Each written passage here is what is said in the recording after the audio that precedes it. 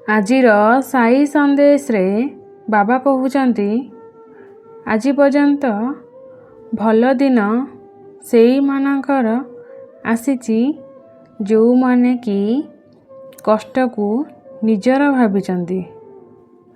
ନିଜ ଉପରେ ହସିବାକୁ ସମସ୍ତଙ୍କୁ ଅନୁମତି ଦିଅ, କିନ୍ତୁ ନିଜ ମନରେ ବିଶ୍ୱାସ ରଖ, ଭରସା ରଖ। ନିଜ ମନର ଦୁଃଖକୁ କେବେ ବି ଅନ୍ୟମାନଙ୍କ ସାମ୍ନାରେ କୁହ ନାହିଁ, କାହିଁକି ନା ଲୋକମାନେ ତାମସା ଦେଖିବାକୁ ଅପେକ୍ଷା କରି ବସିଛନ୍ତି। ତମ ଖରାପ ସମୟର ସୁଯୋଗ ନେଇ ସେମାନେ ତୁମର ଫାଇଦା ଉଠାଇବେ।